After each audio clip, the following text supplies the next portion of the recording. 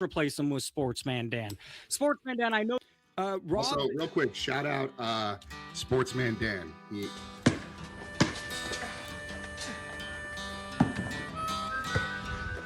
Sportsman Dan, the other Dan.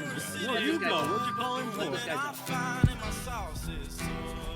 Can't call myself a countryman, cause I sit on my ass and don't work my land. One of these days I'll give a damn. Till then, well, I am what I am. Just call me a New York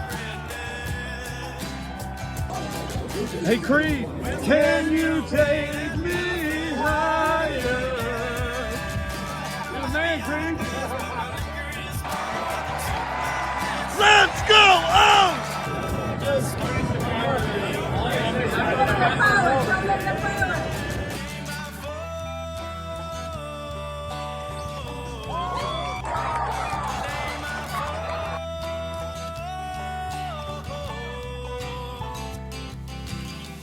Finna bet on some horses at the track. Brooklyn ain't never coming back. Tim's on the ground in the concrete jungle. I might get into a little rumble. Bump it. Ain't nothing but a hot tail man. Bred on the farm, so I work with my hands. Just call me a New York redneck. Where's the banjo? Play that fella thing. And I might be high class, but my liquor is more. They took my land, so it ain't my fault. Just call me a New York redneck. What's up, y'all? Welcome to episode 15 of the Sportsman Dan Show. We're ripping into Mail Day, checking in on our favorite Orioles third baseman, and we're going to hit a This Day in Sports History. So kicking it off today, Mail Day. I got a couple for the PC and actually a couple that you might see in my showcase, I believe. Already opened this one. This is a 2025, I believe. Yep. The Topps Chrome 35th anniversary. You can see there on the refractor. Love a good Topps Chrome Coby Mayo. The price on that was $2.83, I believe, with shipping. The next one I have is an Allen Iverson 757 Legend from right here in Newport News, Virginia. I went to Bethel High School in Hampton, Virginia.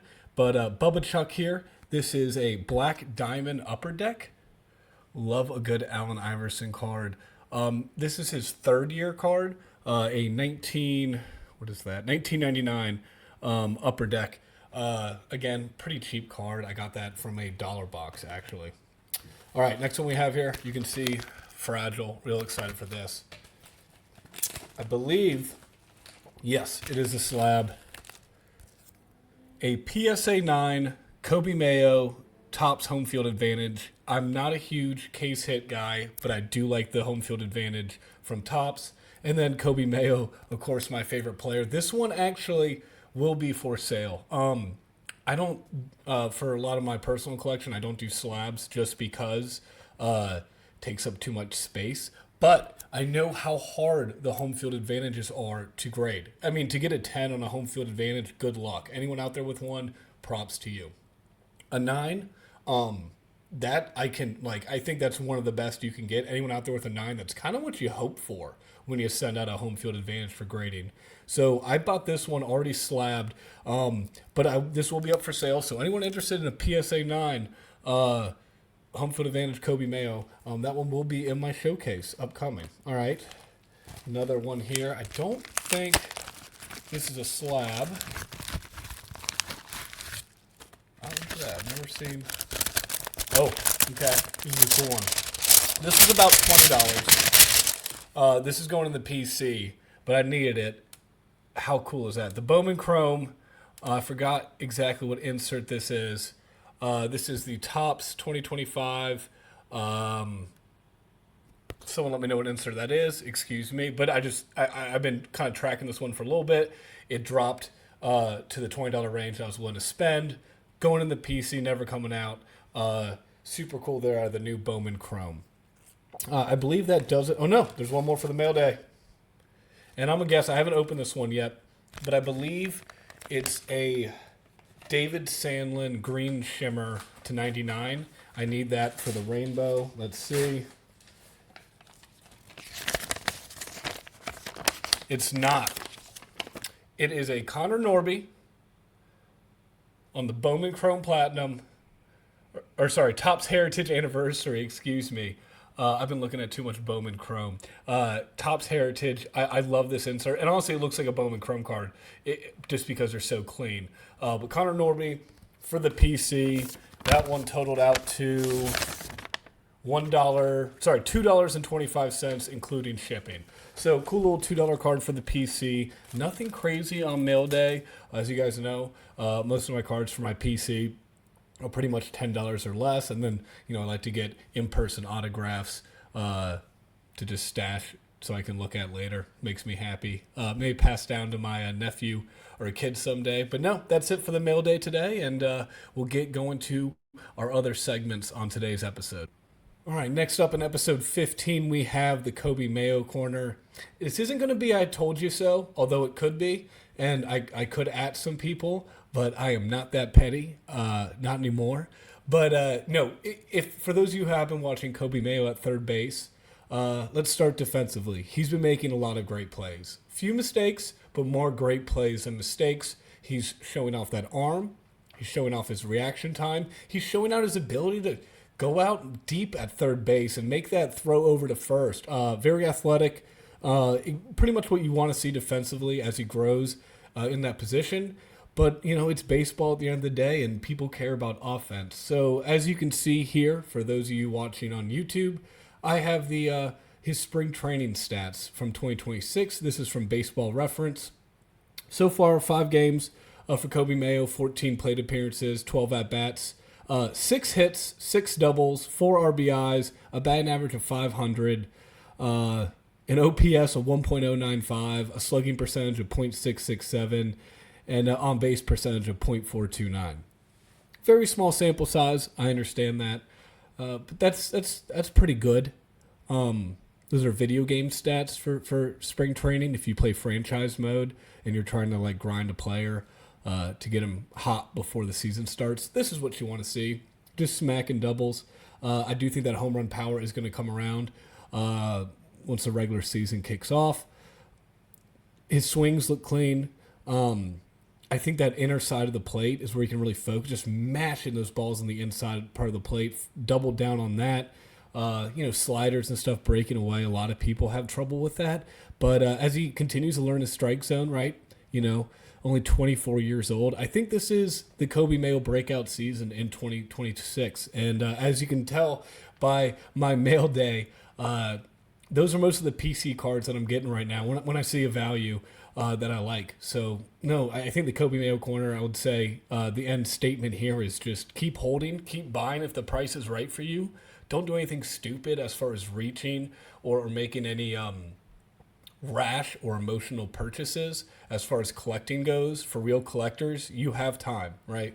That is the advantage that we all have, is time. So yeah, if the value's there and it's a card you've been watching, maybe now's the time to pull the plug. However, if it's jumping up right now and it's not the trajectory, excuse me, I can't talk, that you like, then maybe just hold off. That's what I've been doing. And right now, we'll see if the market reflects that, if it's spiking currently. But so far, it was a downwards trend when I purchased most of these Coby Mayo cards that I got recently.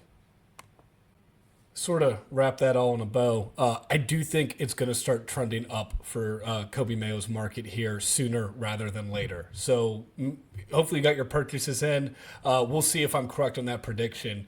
But if this continues, which I do think it does going into the regular season, well, we'll see how the market reacts. Like I said, time will tell. All right, I meant to mention that I am recording this on March 1st, 2026. And for our next segment, we're going to go back to my favorite recurring segment, This Day in History. And it's another This Day in Sports History, as on March 1st, 1969, at the age of 37, was when Mickey Mantle officially announced his retirement. When Mickey Mantle retired, he was third all-time on the home run list with 536 home runs, and he was the Yankees' all-time leader in games played with 2,401. Now, that record will be broken by Derek Jeter on August 29th, 2011.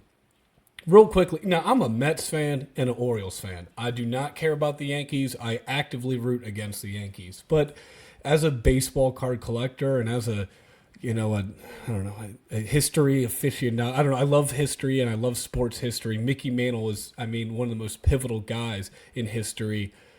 And there's a reason why his cards go for the value that they do. He is the Michael Jordan of the baseball world. And Michael Jordan is just now getting the recognition, I think, card-wise, that Mickey Mantle's had for years. I don't think, I love Babe Ruth. I think Babe Ruth is a legend as well, but, right, he doesn't have a rookie card in the way that Mickey Mantle does with Topps. So I've always thought it's super interesting how the card world and the baseball world sort of collide with Mickey Mantle. He is the Lamborghini, the Bugatti of the card world. It doesn't get any better than owning, right, like a 59 Mickey Mantle, a 61 Mickey Mantle. I would take a 62. I would take any Mickey Mantle. All right. I don't have any in my collection yet. Yet is the key word, but he's a guy who, Muhammad Ali. There's just certain athletes who I think transcend time and are bigger than just a sport. They are historical figures. And Mickey Mantle is one of those. For those of you who don't know, like he didn't age well. His father died at like 40 or 50. He actually, when he collapsed, Mickey Mantle did, from a knee injury. His dad was there to help him, and his dad was rushed to the hospital when Mickey was, and they were in the hospital room together. But kind of to cut the story a little short, unfortunately, his dad passed away. He was a coal miner. His, grandfather passed away young. All his uncles passed away very young because they were all coal miners. Now, back in the 60s, Mickey Mantle didn't quite understand that coal mining can, lead to mesothelioma and all these other terrible things. He just had this fatalist mindset. And so towards the end of his life, after he got his liver transplant, there's a famous Mickey Mantle quote that is, if I would have lived this long, I would have taken a lot better care of myself, or something to that effect. Hope I didn't butcher that quote too much, Mickey. But Mickey Mantle's one of those guys that, I think about far too much, probably. I've watched a lot of his YouTube documentaries. For those of you who have not seen the movie 61, I highly recommend you watch it. Mickey Mantle is an interesting guy, not just career-wise, right, like sports-wise, which his stats are unbelievable. But once you learn the personal life of Mickey Mantle, I don't know, there's a reason why there's so much lore there. So for this day in sports history, we're going to honor the retirement of Mickey Mantle. You only retire once, unless you're Brett Favre. But, shout out Mickey Mantle, and that's coming from an Orioles and a Mets fan. Nothing respect to the great Mick. All right, that will do it for episode 15. I'm excited for episode 16. I should have a special guest, but I don't want to tease too much, so make sure to tune in when that is released shortly. If you haven't already, please subscribe on YouTube, the algorithm. It does mean a lot. And I know I have no shame in asking that. So I really do appreciate the support I have got. And for any visuals on those cards, I meant to say for Mail Day, I'll be posting some content on my Instagram at SportsmanDanBC. So if you're interested in seeing some more photos of cards, you can check me out there. But thanks, everybody, and excited to get back to you with episode 16 soon.